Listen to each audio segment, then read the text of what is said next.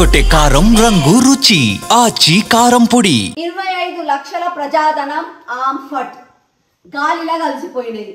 ఈ 25 లక్షలు ఎవరు వేస్ట్ చేసిండ్రు? మన హైదరాబాద్ పెద్దక్క మేయర్ గారు గద్వాల్ విజయలక్ష్మి గారు. నిన్న జిహెచ్ఎంసీ కౌన్సిల్ అని చెప్పి రాత్రి 10 గంటల వరకైనా నేను కూర్చొని ఆఫీస్లో చర్చిస్తా, ప్రజా సమస్యల పైన మీకు పరిష్కారం వచ్చే వరకు నేను ఆఫీస్ వదిలిపెట్టుకోను అని అన్నది. కానీ ఏమైంది? సాయంత్రం 4 గంటలకు ఛాయ్ తాగింది. ఇక ఆమె అలసిపోయింది, ఇంటికి పోయే టైం అయింది ఆమెకి. ఇక ఎంఐఎంఓలు వచ్చిండ్రు. అప్పుడే వాళ్ళు వచ్చి ఇక కళ్ళు ఎర్రగా చేసిండ్రు, పటపటా పండ్లు కొరికి పిడికిలు బిగించి గట్టిగా ఇట్లా అన్ని కొట్టిండ్రు. టేబుల్ని దెబ్బకి అలిగింది, భయపడింది, ఉరికింది తుర్రుమని. 25 లక్షలు వేస్ట్ అయిపోయింది. ఎట్లా చేసిందంటే మన ఇంటికి అప్పట్లో కాలంలో మనం చదువుతుండే ఇన్నం కూడా ఎవరన్నా ఇంటికి వచ్చినప్పుడు జర మటన్ కూర వేస్తే అలా నల్లి బొక్క వాడలేదనో జర బొక్కలు వాడలేదనో చెప్పి అలిగిపోతారు కదా. ఆడవాళ్ళు కూడా ఎప్పుడన్నా ఇంట్లో ఎవరన్నా తిడితే అలిగి ఇంట్లో పోయి డోర్ పెట్టుకుంటారు చూడు, గట్ల ఈమె కూడా అలిగిపోయింది. 25 లక్షలు వ్యర్థమైంది. ఇంకేం చేసింది? కొత్తగా 27 మున్సిపాలిటీలను విలీనం చేస్తున్నా అని చెప్పింది. అయితే నిజంగా కూడా హైదరాబాద్ పెరగాలి, దాని విస్తీర్ణం పెరగాలి, ప్రతి ఒక్కరం కూడా విశ్వనగరంగా కావాలి, అందరం కూడా దాన్ని స్వాగతిద్దాం. కానీ ఎట్లయితుంది? దానికి నిజంగా కూడా ఏమైనా బ్లూ ప్రింట్ ఉందా? Where is the road map? ప్రణాళిక ఉందా? కొత్తగా 27 తెచ్చి కలుపుతానంటే ఎట్లయితుంది? వీటన్నిటికంటే ముందు ముఖ్యంగా డబ్బులు ఉండాలి. గా ఉన్నాయా మన దగ్గర? లేవు. రేవంత్ రెడ్డి గారి మేయర్ గారి వైఖరి ఎట్లా ఉందంటే, సొంతమ్మకి కడుపు నిండా అన్నం పెట్టనోడంట, పిన్నమ్మకి బంగారు గాజులు చేపిస్తాడంట. ఇక మనం నమ్మాలి దీన్ని. ఇట్లుంది ఇలా. నేనేదో కార్పొరేటర్ బీజేపీ తరఫు నుంచి చెప్తున్నా అన్నది కాదు, ప్రతి ఒక్కరికి కూడా ఇది తెలుసు. నేను ఒక్కసారి చెప్తా, మీరు చూడండి.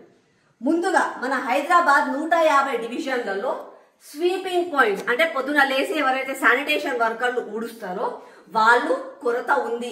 అది ప్రతి ఒక్కరికి తెలుసు. ఒక డివిజన్ లో సుమారు 150 మంది ఉంటే అందులోకెళ్ళి 50 మందే ఫీల్డ్ లో ఉంటారు.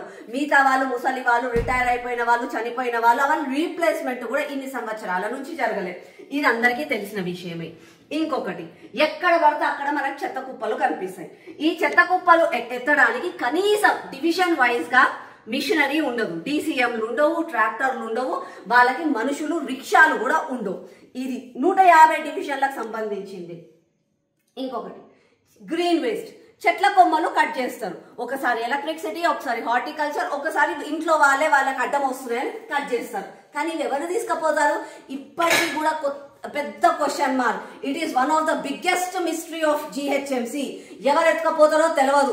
ఒకవేళ ఎవరికన్నా ఫోన్ చేస్తే డీసీఎం లేదు, అది లేదు, ఇది లేదు అని చెప్పి సాకులు మాత్రం చెప్తారు. చెత్త ఎత్తడానికి డీసీఎం ఉండదు, గ్రీన్ వేస్ట్ కి డీసీఎం ఉండదు, దేనికి కూడా ట్రాక్టర్లు, డీసీఎంలు ఏవి కూడా ఉండవు. ఇంకొకటి, స్ట్రీట్ లైట్స్. ఇది ఎన్నో సంవత్సరాల నుంచి ఉన్న సమస్య. ఒక స్ట్రీట్ లైట్ పోతుంది, ఆ స్ట్రీట్ లైట్ పోయిన దాన్ని కొత్తది బిగించాలి అని అంటే, కొత్త లైట్లు ఉన్నా సరే దాన్ని బిగించాలి అని అంటే మన దగ్గర ల్యాడర్ అంటే నిచ్చెనలు ఉండవు. డివిజన్ కి నిచ్చెన ఉండదు. ఓ 5 డివిజన్లకి కలిపి ఒకటే ఒక నిచ్చెన ఉంటుంది.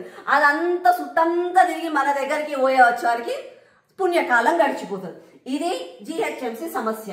ఇంకొకటి, ఎక్కడ పడితే అక్కడ మోరీలు పొంగుతూ ఉంటాయి. వీటికి ఎలాంటి అంటే ప్రాబ్లం సొల్యూషన్ ఇంతవరకు కూడా జరగలేదు. మనకు తెలుసు, నాలాలలో పడి మనుషులు కూడా చనిపోయిన సంఘటనలు మనం చూసాం. ఎందుకు అని అంటే వాటిని క్లీన్ చేయడానికి గల్ఫర్ ఉండదు. గల్ఫర్ ఒక 5 డివిజన్లకి కలిపి ఒకటే గల్ఫర్ ఉంటుంది. అది కూడా వాళ్ళు టైం బేసిస్ తీసుకొని వస్తుంటారు. ఇంకొకటి, సిల్ట్ అంటే పూడికాలు, ఏవైతే చెత్త చెదారము, మట్టి అవన్నీ ఉంటాయో అవి రెగ్యులర్ గా అందులో నుంచి క్లీన్ చేయరు. ఒకవేళ క్లీన్ చేసి పక్కన రోడ్డు పైన పెడితే వాటిని తీసుకోపోవడానికి ఎవరు కూడా రారు. అవి అలాగే ఉండిపోతాయి. వచ్చిన బండ్లతో అట్లాగే రోడ్ల మీద కలిస్తే మళ్ళా వర్షం పడితే మళ్ళా అందులోనే మోరీలోనే పోతాయి. ఇది నిజంగా కూడా ప్రాక్టికల్ గా ప్రతి ఒక్కరు ఫేస్ చేస్తున్న ఇష్యూ. ఇంకొకటి, నాలాలు పొంగడం. వర్షం పడంగానే స్ట్రాంగ్ వాటర్ డ్రైన్లు అవి ఇవన్నీ నిండిపోయి ఎక్కడొక్కడ పొంగి మనుషులు కూడా చనిపోతున్నారు. అది మనందరికీ తెలుసు. ఇది జిహెచ్ఎంసీ యొక్క సిచ్యువేషన్. ఇన్నిసార్ల నుంచి మేము జిహెచ్ఎంసీలో ఇన్ని ప్రాబ్లమ్స్ ఉన్నాయని మేము చెప్తూనే ఉన్నాము. నిధులు లేవని వాళ్ళు చెప్తారు. ఇది మేమే కాదు, పాపం వీళ్ళని చూడండి, వీళ్ళందరూ కాంట్రాక్టర్లు. ఈ కాంట్రాక్టర్లు దాంతో పాటు అవుట్ సోర్సింగ్ ఉద్యోగస్తులు, అలాగే వాళ్ళ సొంత జిహెచ్ఎంసీ ఎంప్లాయీస్ కూడా జీతాలు రావట్లేదని చెప్పి నెలకి 4 నాలుగు సార్లు ఎవరో ఒకరు జిహెచ్ఎంసీ ముందు ధర్నా చేస్తూనే ఉంటారు. ఎందుకు అనంటే నిధులు లేవని. ఇన్ని ఉన్న ప్రాబ్లమ్స్ కి ఇప్పుడు కొత్తగా 27 మున్సిపాలిటీలని మీరు అందులో మర్జీ చేస్తున్నారనంటే how is it possible? First of all blueprint లేదు, ప్రణాళిక లేదు మీ దగ్గర, ఫైనాన్షియల్ బర్డెన్ ఉంది. ఫైనాన్షియల్ బర్డెన్ అంటే మనకి జిహెచ్ఎంసీకి ఉన్న రాబడి ఇన్కమ్ సుమారుగా 4,500 కోట్లు. దాంట్లో మన జిహెచ్ఎంసీ అంటే మన ప్రభుత్వము చేసిన అప్పులకి వాళ్ళకి కేవలం ఇంట్రెస్టులు ఇంకా ఈఎంఐలు కేవలము అంటే ఇదేది అసలు కాదండి, కేవలం మిత్తి మాత్రమే. ఆ మిత్తి మాత్రమే 1,500 కోట్లు కట్టాలి. అంటే మనకు జనరల్ గా మిగిలేది ఎంత అంటే సుమారు 500 కోట్లు. ఈ 500 కోట్లలో స్వీపింగ్ జరుగుతుందా, డ్రైనేజ్ ప్రాపర్ గా ఉంటుందా, చెట్లది మెయింటైన్ చేస్తారా, రోడ్లు వేస్తారా, ఏమి మెయింటైన్ చేస్తారు? ఉన్న 150 డివిజన్లకే ఇవి సరిపోవట్లేదు అని అంటే కొత్తగా 27 మున్సిపాలిటీస్ చేసే ఇంకా వాళ్ళకి కొత్తగా అంటే వాళ్ళకి డ్రైనేజ్, వాటర్ లైన్లు అవన్నీ ఎక్కడ అవుతాయి అన్నది ఒక్కసారి ఆలోచించుకోవాలి. ఎంప్లాయీ షార్టేజ్ అది అందరికీ తెలుసు. దేనికి ఫోన్ చేస్తా షార్టేజ్ ఆఫ్ ఎంప్లాయీస్ అని చెప్పి వాళ్ళే చెప్తుంటారు. న్యూ బౌండరీస్ అది కూడా ప్రాబ్లం ఉంటుంది. ఇంకొకటి కొత్తగా నిన్న జిహెచ్ఎంసీలో మీకు ఒక కొత్త సర్ప్రైజ్ గిఫ్ట్ ఇస్తున్నా అని చెప్పి 2 కోట్ల రూపాయలు శాంక్షన్ చేశాము అని చెప్పారు. నిజంగా చిత్తశుద్ధి ఉన్న మేయర్ గారు, మీరు కూడా ఒక కార్పొరేటరే కాబట్టి నేను అడుగుతున్నాను, ఈ 2 కోట్ల రూపాయలు దేనికి సరిపోతాయి మేడం? కాంగ్రెస్ ప్రభుత్వం అధికారంలోకి వచ్చి 2 సంవత్సరాలు అవుతుంది. 2 సంవత్సరాల నుంచి వాళ్ళు ఇవ్వలే గాని కేవలం 2 నెలలలో టర్మ్ అయిపోతుంది. ఇప్పుడు 2 కోట్ల రూపాయలు ఇస్తే దేనికి సరిపోతుంది? ఫర్ ఎగ్జాంపుల్ నేనున్న సరూర్ నగర్ డివిజన్ లో భగత్ సింగ్ నగర్ లో ఒక స్ట్రెచ్ ఆఫ్ రోడ్ వేస్తే ఆ రోడ్ ఈ రోడ్ ఒక స్ట్రెచ్ వేయంగానే ఆ స్ట్రెచ్ కే 2 కోట్ల రూపాయలు అయిపోతుంది. మిగతా సమస్యలన్నీ ఎలా తీరుతాయి అనుకుంటున్నారు? ఇది కేవలం పొలిటికల్ స్టంట్ మాత్రమే. రేవంత్ రెడ్డి గారు పొలిటికల్ జిమ్మిక్ ఇదంతా.